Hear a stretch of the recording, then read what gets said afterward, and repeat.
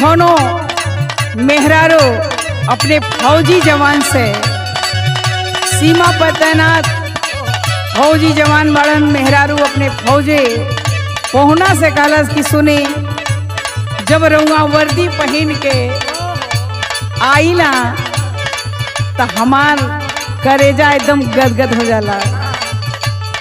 चाहे जितना भी दिन पर आईला, लेकिन बड़ा गर्व का बात बा कि रे फौज में बाड़ी भारत माता का रक्षा करत हई, लेकिन हमारियो दिल के कुछ बात बा। बतावत ये फोन पर पहुना बतलो का बात है, बतावा। कलश की सब कुछ करी आप, बहुत खुशी बा कि हम एक फौजी जवान का पत्नी बनी, लेकिन एक बात हम कहतानी, का कहतानी सुनावत है कैसे। हाँ भारत माँ के शान बाटे सीमा पे जवान,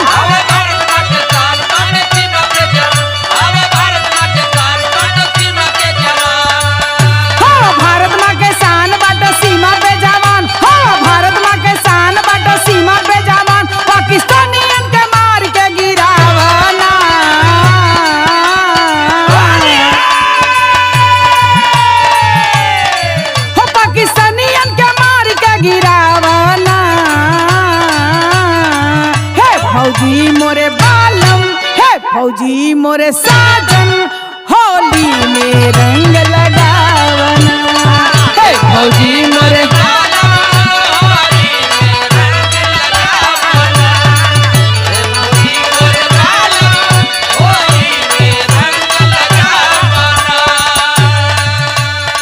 लोग कहेला कि होली दिवाली में लोग गले मिलेला, लेकिन हमरे देश के नौजवानों के साथ जो हमारे देश के दुश्मन हैं वो कभी बाज नहीं आते हैं। इसलिए औरत अपने पतिदेव से कहती है, और अगले कड़ी में क्या बतौले है कि हम अपने देश के नौजवानों से खबर पहुंचावल चाहतनी, बतावल चाहतनी कैसे।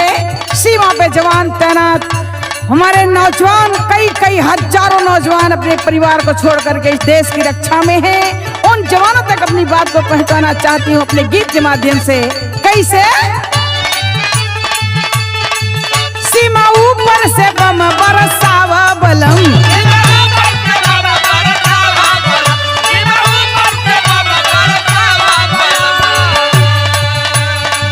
आतंकवादियन के मार के गिरावा बलम,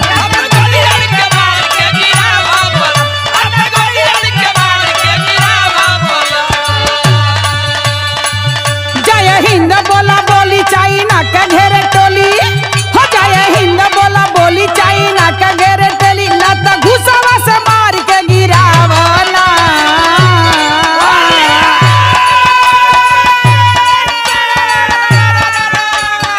हो, लाता घुसावा से मार के गिरावना है फौजी मोरे साजन, है फौजी मोरे साजन, होली में रंग लगावना है फौजी मोरे साजन, होली में रंग लगावना है फौजी मोरे साजन, होली में रंग लगावना। देश के सिपाही हरदम अपने सीना को तैनात किए रहते हैं अपने देश के लिए, लेकिन ये सभी लोगों से मेल मिलाप करने का त्योहार है, लेकिन सभी लोग एक जैसे नहीं होते। इसलिए औरत कहती है, क्या कहती है, कहना है, हरदम रखत रहे देशवा के सनवा बलम,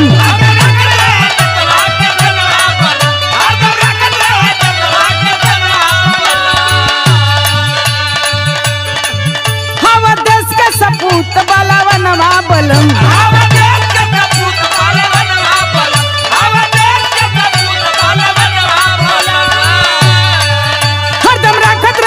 सवा के सनवा बलम, हवा देश के सपूत बलवनवा बलम, दुश्मन करे जब वार लेके उड़ जा जहू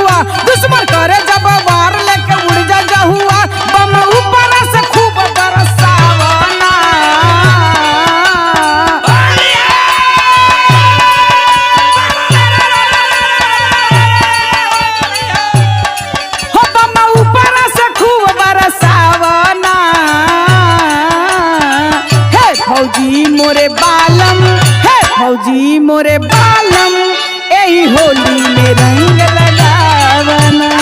हे फौजी मोरे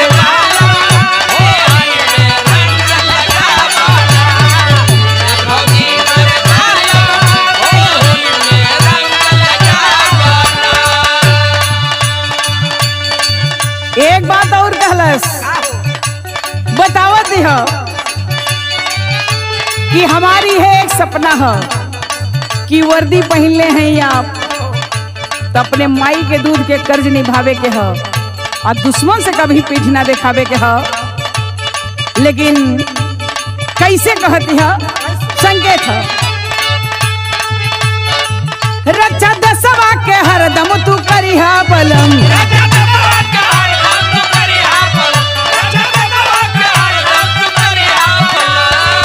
वीरताई से हरदम तू लड़िहा बलम।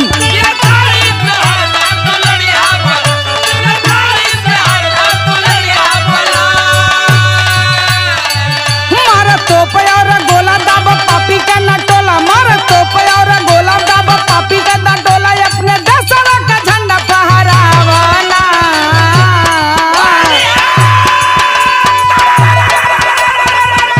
हो अपने दसवा का झंडा फहरावना। हे फौजी मोरे बालम हे फौजी मोरे साजन यही होली में रंग लगावना।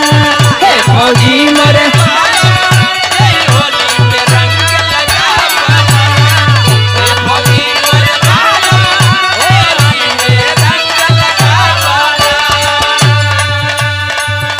आखिरी लाइन में कलश किए हमरे साहब हमरे राजा जी हमरे सैया जी हमार बाबू हमार कहना बा का कहत बा अब गोरखपुर के नगरिया बलम।